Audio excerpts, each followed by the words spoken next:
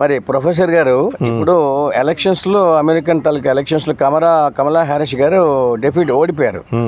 దాని గురించి ఏదైనా క్లుప్తం కొంచెం చెప్పండి, తెలుసుకుంటా. ఇప్పుడు కమలా హ్యారిస్ గారు డెమోక్రటిక్ పార్టీ నుంచి ఓడిపోయారు.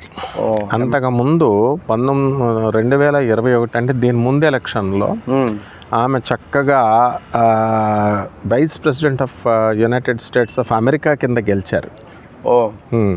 తర్వాత ఆమె ఏషియన్ అమెరికన్ ప్లస్ 2 అనమాట ఆఫ్రికన్ అమెరికన్ 2 జాతులు ఉన్నాయి. అంటే ఇప్పుడు ఆంగ్లో ఇండియన్ అంటే ఏంటి, బ్రిటిషర్స్ వచ్చి ఇండియాలో సెటిల్ అయిపోయిన అమ్మాయిలని, ఇండియన్ అమ్మాయిలను పెళ్లి చేసుకొని బ్రిటిషర్స్ రైల్వే డ్యూటీ మీద బ్రిటిషర్స్ వచ్చారు కదా, వాళ్ళ సంతానం అనమాట. వాళ్ళే మాకు రైల్వే మిక్స్డ్ హై స్కూల్ రాజమండ్రిలో మాకు టీచర్లుగా చేశారు.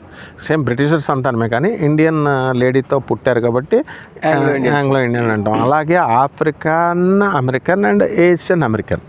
వీళ్ళ ఫాదరు, వీళ్ళ మదరు, వీళ్ళంతా కూడా వీళ్ళ ఫాదర్ అండ్ వీళ్ళ మదరు ఈ ఇండియన్ ఆరిజిన్. ఇవ రిపబ్లిక్ పార్టీ తరపున ఉంటే ఖచ్చితంగా ఏమో ప్రెసిడెంట్ అవును. ఆమె లాస్ట్ ఎలక్షన్లో 2017 నుంచి ఉన్నటువంటి ఎలక్షన్, 2017 నుంచి 2021 నుంచి మళ్ళీ ఎలక్షన్, దాంట్లో ఆమె సెనేట్గా కూడా వర్క్ చేసింది. ఈ యొక్క కమలా హ్యారిస్ అక్టోబర్ 20, 1971 సంవత్సరంలో పుట్టింది.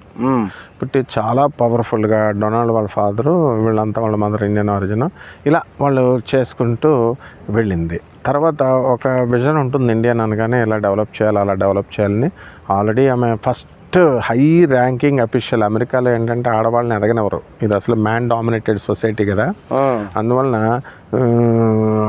ఈ యొక్క మనకి ఫిమేల్ హై ర్యాంకింగ్ అఫీషియల్గా ఆమె ఎదిగిపోయింది. ఇప్పుడు ఎంత హ్యూమిలేటింగ్గా ఉంటుందంటే ఒక సామెత చెప్తారనమాట. రొనాల్డ్ రీగన్ అమెరికన్ ప్రెసిడెంట్గా ఉన్నప్పుడు మనకి ఆయన ఏమంటాడంటే, ఇండియా నా చెప్పు చేతల్లో ఉంది, India is in my hands అన్నారంట.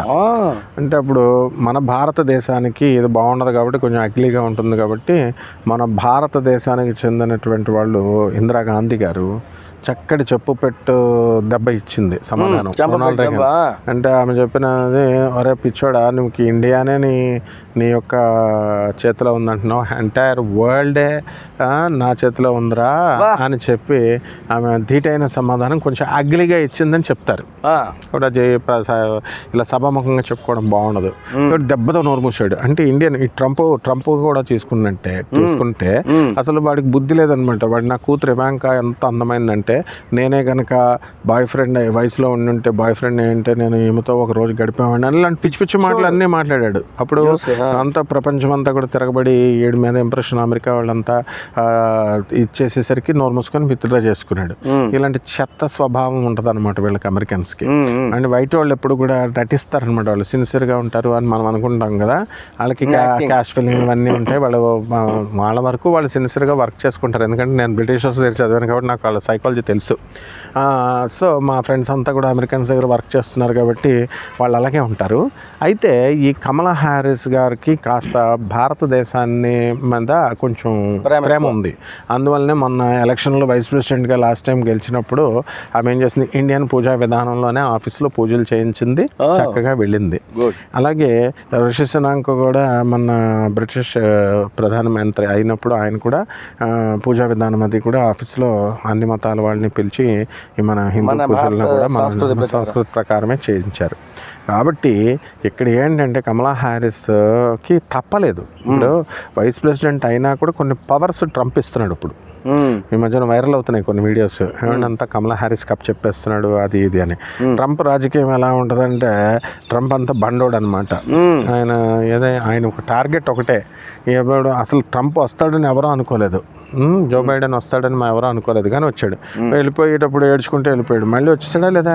కాబట్టి అది అదృష్టం అది. అందువల్ల కమలా హ్యారిస్కి తప్పకుండా ఇప్పుడు ఆ స్కిల్స్ ఉన్నాయి, ఆ టాలెంట్ ఉంది. కాబట్టి మళ్ళీ ఇప్పుడు ఆమె ఏదైనా ఎవరైనా సరే డెఫినెట్గా 1964 పుట్టింది కాబట్టి చిన్న వయసే కాబట్టి మళ్ళీ ప్రెసిడెంట్ ఆఫ్ ఇండియాకి అవడానికి నెక్స్ట్ టైం ఎలక్షన్స్లో అవకాశాలు ఉన్నాయి. కాకపోతే ఆ పార్టీ నెక్స్ట్ టైంకి వస్తుంది, డెమోక్రటిక్ పార్టీ. ఇప్పుడు రాదు, ఎందుకంటే ఇంతకుముందు రిపబ్లిక్ పార్టీకి వస్తే డెమోక్రటిక్ ఓడిపోయింది. అప్పుడు ఎవరు ట్రంప్ గెలిచాడు, మళ్ళీ డెమోక్రటిక్ పార్టీ జో బైడెన్ గెలిచాడు, ఆ తర్వాత మళ్ళీ ట్రంప్ ఓడిపోయాడు రిపబ్లిక్ పార్టీ. మళ్ళీ ఇప్పుడు నెక్స్ట్ టైం ఎలక్షన్లో ఏమవుతుందంటే ఈ రిపబ్లిక్ పార్టీ పోయి కమలా హ్యారిస్ డెమోక్రటిక్ పార్టీ వస్తుంది. తథ్యం అనమాట అమ్మడం. Very good.